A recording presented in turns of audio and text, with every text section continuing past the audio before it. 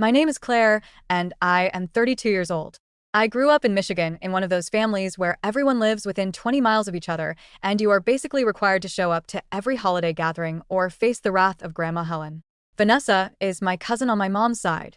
She is 2 years younger than me, and she has been the golden child of the family since we were kids. Here's the thing about Vanessa. She is beautiful. Like genuinely, annoyingly beautiful. Long blonde hair, green eyes, perfect body. The kind of woman who could wear a trash bag and still have men tripping over themselves. And she knows it. She has known it since we were teenagers. The first time it happened, I was 23. I had just started dating this guy named Marcus. He was a graphic designer, really sweet, kind of shy. We had been together for about 4 months, and I was nervous about bringing him to Thanksgiving because my family can be a lot. But Marcus insisted he wanted to meet everyone. Said he was serious about me. The dinner was at my Aunt Diane's house. Vanessa showed up wearing this tiny red dress that was completely inappropriate for a family Thanksgiving. But nobody said anything because nobody ever says anything to Vanessa. My mom just gave me this look like, here we go, and went back to mashing potatoes. Marcus and I were sitting on the couch after dinner just talking with my uncle about football or whatever. Vanessa came over and squeezed herself between us, literally just sat down on the couch and pushed herself into the middle, pressing her leg against Marcus's leg. She started asking him all these questions about his work, touching his arm when she laughed, leaning forward so he could see down her dress. I am sitting right there, and she is just acting like I do not exist. Marcus looked uncomfortable, but also, he is a guy and Vanessa is Vanessa. By the end of the night, I caught them talking alone in the kitchen. She had her hand on his chest, laughing at something he said. When they saw me, Vanessa just smiled this innocent smile and said, I was just telling Marcus how lucky he is to have you. Marcus and I broke up 3 weeks later. He said he needed space, that he was not ready for something serious. I saw him tagged in one of Vanessa's Instagram photos 2 months after that. They were at some bar downtown. He had his arm around her waist. That was the pattern. Every single relationship I had, every single guy I brought home, Vanessa would sink her claws in. It did not matter if it was Thanksgiving, Christmas, Easter, 4th of July. If I showed up with a date, she showed up looking like she was going to a nightclub, and by the end of the night, she would have his attention. There was Ryan, the teacher I dated when I was 25. Vanessa cornered him by the dessert table and spent 30 minutes telling him about her charity work with underprivileged kids. They exchanged numbers to coordinate a volunteer opportunity. I found out later they had been texting for weeks. There was David, the accountant. Vanessa asked him to help her move some furniture at her apartment. I was not invited. When I asked David about it, he got defensive and said I was being jealous and controlling. There was James. There was Tyler. There was Christopher. Every single one. The worst part was that my family just let it happen. My mom would pull me aside and tell me that Vanessa was young and did not mean anything by it. My aunt would say that I should not bring men around if I could not handle a little competition. My grandma told me I should work on being more feminine, and maybe then I could keep a man interested. I stopped bringing dates to family events for years. I just showed up alone. I told my family I was focusing on my career, that I was happy being single. The truth was I was dating. I just refused to give Vanessa any more ammunition. But then I turned 31, and I met someone. His name was Trevor, and he was perfect. A doctor, funny, kind, good-looking. We had been together for 8 months, and it was the most stable, healthy relationship I had ever had. He kept asking to meet my family, and I kept making excuses. But eventually Christmas was coming up, and I could not avoid it anymore. I told Trevor about Vanessa. I sat him down and explained the whole history, every detail. I told him she would probably try something and I needed him to just ignore her, stay close to me, not fall for her games. Trevor laughed. He actually laughed. He said, Claire, I am a grown man. I am not going to let your cousin seduce me at a Christmas party. I love you. Stop worrying. I wanted to believe him. I really did. Christmas Eve arrived, and we drove to my parents' house. I was so anxious I felt sick. Trevor kept holding my hand, telling me everything would be fine. Vanessa was already there when we arrived. She was wearing this white sweater dress that looked like it was painted on, with these high heels that made her legs look like they went on forever. Her hair was in perfect waves. She looked like a Victoria's Secret model who got lost on the way to a photo shoot. She saw Trevor and her eyes lit up like she had just won the lottery. You must be Trevor, she said, walking over with this big smile. I have heard so much about you. Claire is so lucky. She hugged him. It lasted too long. Trevor was polite but distant. He kept his arm around my waist, made a point of kissing my forehead, stayed by my side. I started to relax. Maybe this time would be different. Maybe Trevor really was different. But Vanessa was patient. She always was. She spent the whole evening circling us like a shark. She would join whatever conversation we were in, laugh at Trevor's jokes, ask him questions about his work. She spilled wine on her dress and asked Trevor to help her clean it up because he is a doctor. He must know how to get stains out. I watched him hesitate. I watched him look at me, and then I watched him follow her to the kitchen. They were gone for 15 minutes. When they came back, Vanessa's dress was fine, and Trevor looked flushed. He said they were just talking, that she was asking him medical questions about her mom's knee surgery. I wanted to scream. We left early. I told my family I had a headache. Trevor drove home in silence while I cried in the passenger seat. He swore nothing happened. He swore he loved me, that Vanessa was just friendly, that I was overreacting. But I could see it in his eyes.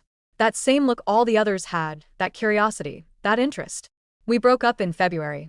He said he needed to focus on his residency. I saw him at a restaurant in March with a blonde woman. It was not Vanessa, but it might as well have been. I was done. I stopped dating. I stopped going to family events. I told my mom I was busy with work, that I would visit when I could.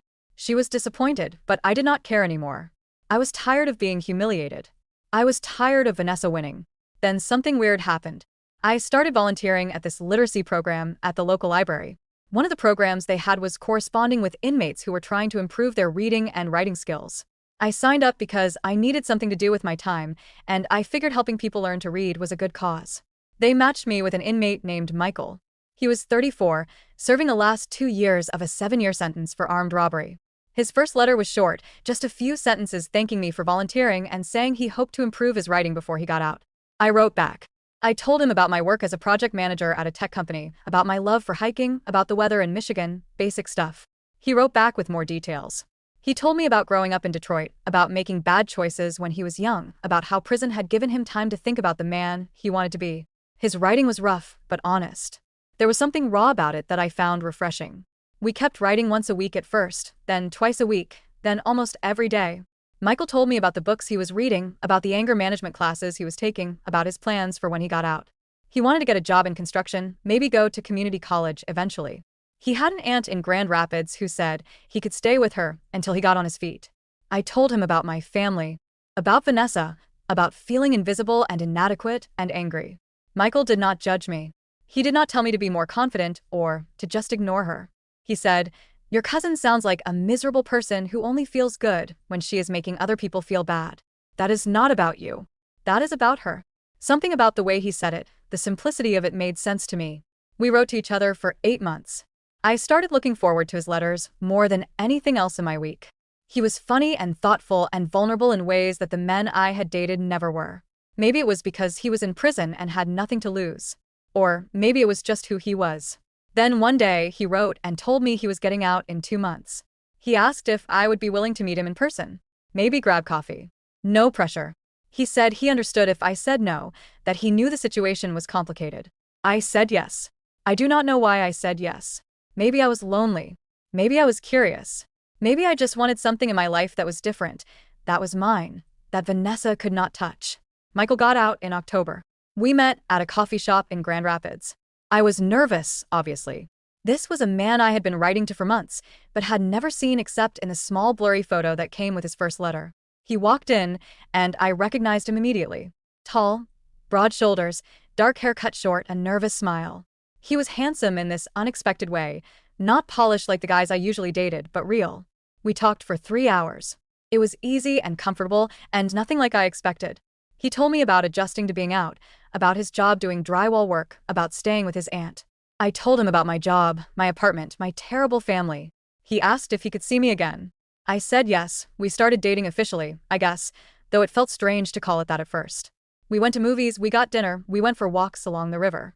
He was different from anyone I had ever been with. He listened when I talked. He did not play games. He said what he meant, and he understood me in this way that felt almost scary. He could tell when I was anxious or upset before I said anything. He knew when I needed space and when I needed to be held. It was like having someone actually see me for the first time in my life. My mom called in November and asked if I was coming to Thanksgiving. I had been avoiding her calls, but I finally picked up. She said the whole family missed me, that Grandma Helen was asking about me, that it had been almost a year since I had come to a holiday. I told her I would think about it. Michael and I were lying in bed that night when I mentioned it. He asked why I was hesitant. And I told him about Vanessa again, about the pattern, about how I could not handle watching it happen one more time. Michael was quiet for a minute, then he said, "Take me?" I laughed. I said, "You do not want to meet my family. Trust me." He said, "I am serious. Take me to Thanksgiving. Let me meet this cousin of yours." I told him it was a bad idea. I told him Vanessa would eat him alive, that she had destroyed every relationship I had ever brought around her. I told him she was beautiful and manipulative and ruthless. Michael just shrugged. He said, "I have been in prison for 7 years. I think I can handle your cousin." I thought about it, and then I thought, screw it. Why not? What was the worst that could happen? Vanessa would seduce Michael. I would lose another relationship. I would never speak to my family again. I was already halfway there, so I said yes. Thanksgiving morning, I woke up with this knot in my stomach. Michael seemed calm. He wore a simple button-down shirt and jeans, nothing fancy. His hair was neat, and he had shaved. He looked good, normal, like a regular guy you would bring home to meet your family. We drove to my parents' house. I gave him one more warning. I said, "Vanessa is going to come after you hard. She's going to flirt. She's going to touch you. She's going to try to get you alone. Please just stay with me. Do not fall for it." Michael took my hand. He said, "Claire, I'm not going anywhere. I promise." We walked in and the whole family was there. My mom hugged me like I had been gone for years. My dad shook Michael's hand and asked him what he did for work. Michael said, "Construction." And my dad launched into a story about building his deck last summer. Then Vanessa walked in from the kitchen. She was wearing a tight black dress with a plunging neckline and these ridiculous heels. Her hair was perfect. Her makeup was flawless. She looked like she was going to a cocktail party, not a family Thanksgiving. She saw Michael, and I swear I could see the wheels turning in her head. She walked over with this predatory smile. "You must be Michael," she said, extending her hand. "I am Vanessa, Claire's cousin." Michael shook her hand briefly. "Nice to meet you." Vanessa kept holding his hand just a second too long. "I have heard absolutely nothing about you. Claire keeps her life so private." She looked at me with this fake innocent expression. "How long have you two been together?" "A couple months," I said. "That is so sweet," Vanessa said. "How did you meet?" I opened my mouth, not sure what to say, but Michael answered first. "Through a pen pal program." Vanessa's eyes lit up. "Oh, like one of those online things. That is adorable." "Something like that," Michael said, his voice even unbothered. Vanessa launched into her usual routine. She asked Michael about his job, about where he grew up, about his hobbies. She touched his arm when she laughed. She leaned in when he talked. She did everything she always did. Michael was polite but distant. He answered her questions briefly, then turned back to me or someone else. He kept his hand on my lower back. When Vanessa suggested he help her bring in extra chairs from the garage, he said, "I think your dad can handle it," and stayed by my side. I could see Vanessa getting frustrated. This was not how it usually went. Usually by this point, the guy would be fawning over her, finding excuses to talk to her alone, getting flustered by her attention. Michael was not flustered. He was barely interested. Dinner was the same. Vanessa sat across from us and spent the whole meal trying to engage Michael in conversation. She asked him about sports, about movies, about music.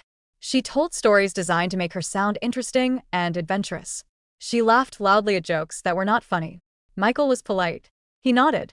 He smiled occasionally, but mostly he talked to my uncle about fishing and asked my grandma about her recipe for stuffing. He held my hand under the table. After dinner, everyone moved to the living room. Vanessa cornered Michael by the drink table. I watched from across the room, my heart pounding. This was usually when it happened, the private conversation, the exchanged phone numbers, the beginning of the end. I saw Vanessa lean in close to Michael. I saw her touch his chest. I saw her whisper something in his ear. Michael stepped back. He said something I could not hear, then walked away and came back to sit next to me on the couch. Vanessa stood by the drink table, looking stunned. My mom leaned over and whispered, "I like this one." He seemed steady. I almost cried. We stayed for another hour. Vanessa kept trying, kept circling, but Michael did not budge. He stayed with me, talked to my family, acted like Vanessa was just another person in the room and not the center of the universe. When we finally left, I felt like I could breathe for the first time in years. In the car, I asked Michael what Vanessa had said to him by the drink table. He hesitated. Then he said, "She told me you were damaged and insecure and that I could do better. She gave me her number." My stomach dropped. "And what did you say?" I asked. He said, "I told her I was not interested and that she should probably work on being a better person before she tried to ruin anyone else's life." I started crying. Not sad crying, but relieved crying. Like something inside me that had been wound tight for years suddenly released. Michael pulled over. He held me while I sobbed in the passenger seat of his car. He did not tell me to stop or ask what was wrong. He just held me. When I finally calmed down, I looked at him and said, "Why? Why did you not fall for it? Every other guy has. She is beautiful and charming, and she knows exactly what to say." Michael looked at me like I had asked the dumbest question in the world. "Claire, I spent 7 years in prison. I learned pretty quick how to spot people who are full of garbage. Your cousin is miserable. You can see it in her eyes. She is not happy. She is not confident. She is desperate, and desperate people are boring." He paused. "Plus, I am in love with you. Why would I want someone like her when I have you?" I kissed him right there in the car on the side of the road. I kissed him like my life depended on it. That should have been the end of the story. Michael proved he was different. Vanessa failed. I won for once. We should have just ridden off into the sunset, but life is never that simple. A week later, my mom called me. She sounded upset. She said Vanessa had come over crying, saying I had brought an ex-convict to Thanksgiving without warning anyone, that she had looked Michael up online and found out about his record, that she felt unsafe and disrespected. I was furious. I said, "Mom, Michael served his time. He is a good person. And Vanessa is only upset because she could not manipulate him." My mom sighed. She said, "CLA, honey, I know Vanessa can be difficult, but bringing a felon to a family event without telling anyone is not okay. Your father is very upset. Grandma Helen is worried." I hung up on her. I did not talk to my family for 3 weeks. My phone was full of texts from various relatives. My aunt said I was being selfish. My uncle said I should have told them about Michael's past. My cousin Jessica, who I had always liked, sent me a long message about how I needed to think about other people's feelings and safety. Only my younger brother texted to say, "Vanessa is such a drama queen. Michael seems cool." Michael felt terrible. Michael felt terrible. He said he should have told me to warn my family, that he should have known his record would become an issue. I told him it was not his fault, that my family was just looking for an excuse to make Vanessa the victim like they always did. But it ate at me. The idea that I had finally found someone good, someone real, and my family could not even be happy for me. The idea that Vanessa could lose for once and still somehow make herself the center of attention. Christmas came. I did not go. I spent it with Michael at his aunt's house. She made ham and mashed potatoes and did not ask me invasive questions or make passive-aggressive comments. It was the best Christmas I had ever had. Then in January, I got a call from my cousin Jessica. She said she needed to talk to me in person, that it was important. I almost said no, but something in her voice made me agree. We met at a coffee shop. Jessica looked nervous. She ordered a latte and did not drink it, just held the cup in her hands. "I need to tell you something about Vanessa, and you are not going to like it," she said. I waited. Jessica took a breath. "Last year, Vanessa started seeing a therapist. Aunt Diane made her go, because she was having panic attacks. The therapist diagnosed her with something, I do not remember exactly what, but basically she is really insecure, and she needs constant validation from men to feel good about herself. That is not an excuse," I said. "I know," Jessica said quickly. "I am not saying it is, but here's the thing. The therapist told her to apologize to you, to actually confront what she has been doing all these years. And Vanessa refused. She said you were the problem, that you were jealous and bitter, and that she did not owe you anything." I felt sick. Jessica continued, "But then you showed up with Michael at Thanksgiving, and something changed. Vanessa came to my apartment that night and completely broke down. She was crying, saying she did not understand why Michael was not interested in her, why her usual tricks did not work. She said she felt invisible for the first time in her life." "Good," I said. "I meant it." "That is not all," Jessica said. She looked down at her coffee. "Vanessa has been stalking Michael online. Like, really stalking him. She found his old Facebook from before he went to prison. She found articles about his arrest. She found his ex-girlfriend and sent her messages asking about him." My blood went cold. "What?" "She is obsessed," Jessica said. "She cannot handle the fact that she lost. So she's trying to find dirt on him, trying to prove to the family that he is dangerous or whatever. She is the one who told your mom about his record. She printed out articles about his case and showed them to Grandma Helen." I could not breathe. "Why are you telling me this?" Jessica looked at me with tears in her eyes. "Because Vanessa is planning something.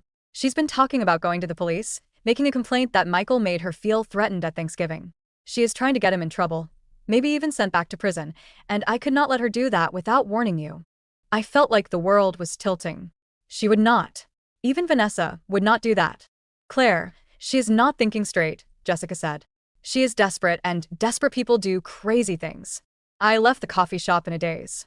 I called Michael immediately and told him everything. He was quiet for a long time.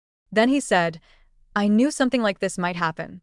People do not like when ex-cons try to build normal lives. There is always someone who wants to tear you down.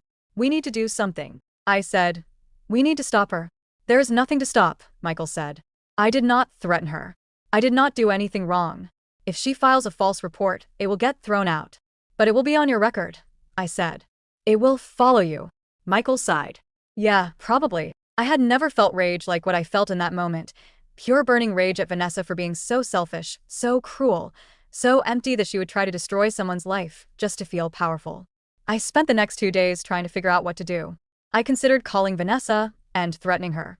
I considered warning my parents. I considered going to a lawyer. Then Michael said something that changed everything. He said, "What if we just let her do it?"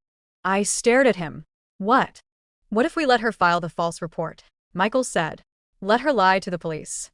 Let her put it in writing, and then we prove she is lying." "How?" Michael pulled out his phone. He opened his voice memo app. I recorded our conversation at Thanksgiving, the one by the drink table, when she gave me her number. I record a lot of conversations now just in case. Prison habit. He played it.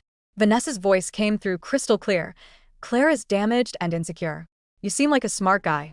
You could do so much better. Here is my number. Call me if you want to have a real conversation."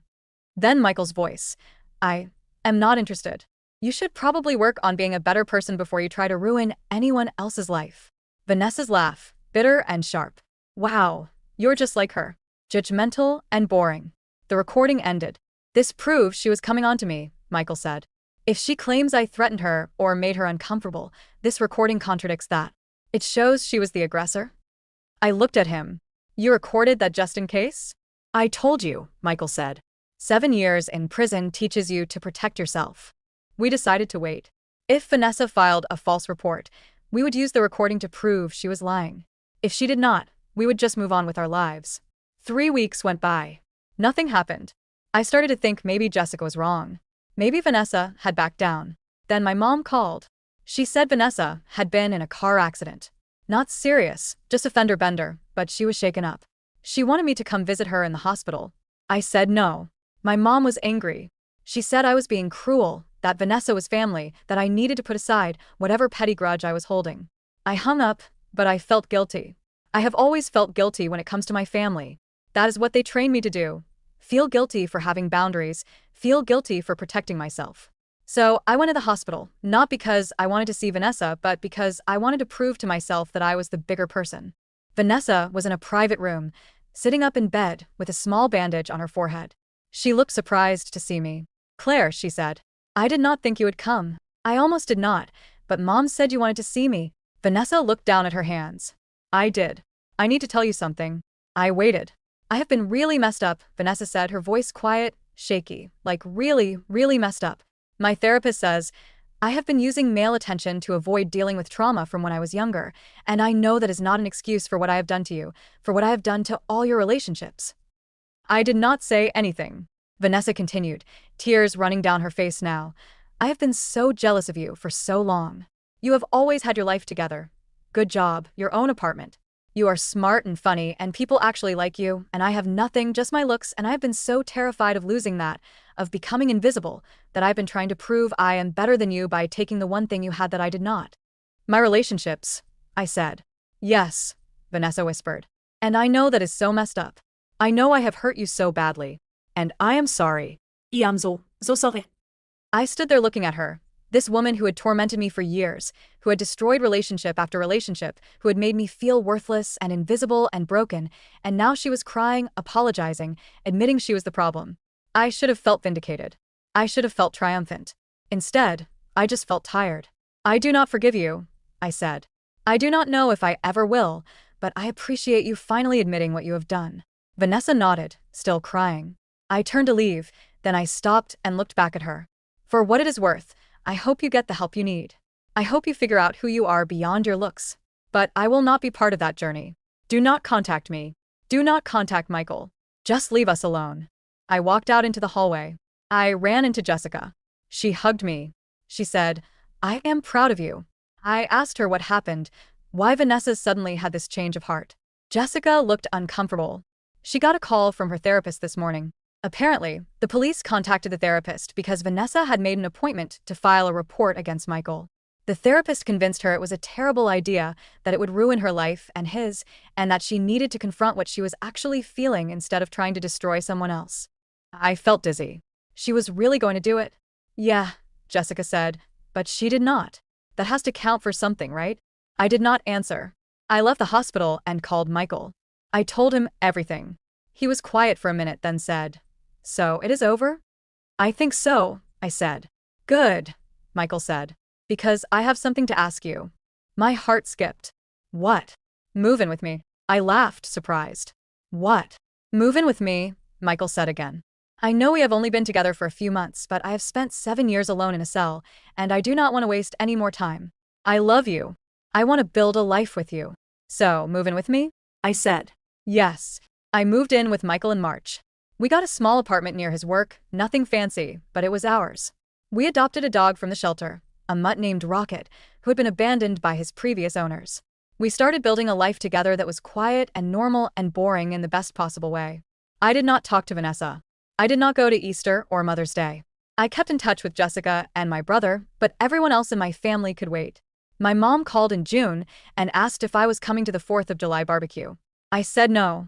She cried and said I was tearing the family apart. I said the family was already torn apart. I was just finally admitting it. Then something happened that I did not expect. Vanessa sent me a letter, an actual physical letter in the mail. I almost threw it away without reading it, but curiosity got the better of me. The letter was long, handwritten, and raw. Vanessa wrote about her childhood, about being sexually abused by a family friend when she was 12, about how nobody believed her when she told her parents. She wrote about learning that her looks were the only thing people valued about her, that her body was the only currency she had. She wrote about years of therapy, of medication, of trying to figure out why she was so broken. She wrote about me, about how watching me succeed in life while she fell apart made her feel worthless, about how she convinced herself that if she could just take away my happiness, she would feel better about herself. She wrote that she was in intensive therapy now, that she had cut off contact with toxic friends, that she was trying to build a life based on something other than male validation. She wrote that she did not expect forgiveness. She just wanted me to understand. At the end of the letter, she included a printout of a photo. It was from one of the times she had stolen a boyfriend from me, David. I think they were at some party, smiling for the camera. On the back of the photo, she had written, "I am sorry I made you feel invisible. The truth is I was the one who felt invisible." I showed the letter to Michael. He read it carefully, then looked at me. "What are you going to do?" "I do not know," I said honestly. "You do not owe her anything," Michael said. "Not forgiveness, not understanding, nothing. She hurt you repeatedly. You get to decide if she deserves another chance." "Do you think she deserves another chance?" I asked. Michael thought about it. "I think people can change. I did. But change is hard, and most people do not put in the work. So maybe she will, maybe she will not. But that is not your problem to solve." He was right. I knew he was right. I wrote Vanessa a short letter back. I said I had read her letter, that I was sorry for what she had been through, but that I still needed distance. I said maybe one day we could have some kind of relationship, but not now. Not yet. She wrote back saying she understood. That was a year and a half ago. Last month, I got a call from Jessica. She said Vanessa was engaged to a woman named Monica, whom she met at her therapy group. They had been together for a year, and Vanessa was different, calmer, happier, more genuine. Jessica said Vanessa wanted to invite me to the wedding but was too nervous to ask. I told Jessica I would think about it. I talked to Michael about it that night. He said it was up to me, that he would support whatever I decided. I asked if he would come with me if I decided to go. He smiled. "To watch you face your family again after a year? I would not miss it." I called Vanessa the next day. We talked for 2 hours. She told me about Monica, about how therapy was helping, about how she was trying to be a different person. I told her about my life with Michael, about our apartment, about the dog. It was weird talking to her like a normal person instead of an enemy. At the end of the call, she asked if I would come to the wedding. She said she would understand if I said no, but that it would mean a lot to her if I was there. I said yes. The wedding is in 2 months. I have no idea how I will feel seeing my family again, seeing Vanessa marry someone and claim to be a changed person. I do not know if I believe people can really change or if Vanessa is just better at hiding her demons now, but I guess I will find out. Michael says that is the thing about life after prison. You learn to take things one day at a time. You learn that people are messy and complicated and sometimes awful, but sometimes they surprise you. He says I surprised him, that he never thought he would get out of prison and meet someone who loved him despite his past, that he never thought he would get a second chance at a normal life. I tell him he surprised me too, that he was the first person who ever chose me over Vanessa, the first person who saw through her games and decided I was worth more. We are sitting on our couch now, Rocket curled up between us, talking about whether we should get a cat. Michael says yes. I say we already have a dog. He says that is exactly why we need a cat for balance. I am laughing because this is my life now, arguing about pets with a man who spent 7 years in prison and somehow became the most stable, honest person I have ever known. My phone buzzes. It is a text from Vanessa. Thank you for saying yes to the wedding. It means everything to me. I text back, see you there. I do not know what will happen at that wedding. I do not know if Vanessa and I will ever have a real relationship or if my family will ever understand why I needed to protect myself from them for so long. But for the first time in my life, I am not worried about it because I have Michael and our dog and our tiny apartment and our quiet, boring, beautiful life. And that is enough. Actually, it is more than enough. It is everything. What do you think about the story? Let me know in the comments, drop a like, and don't forget to subscribe for more real-life stories.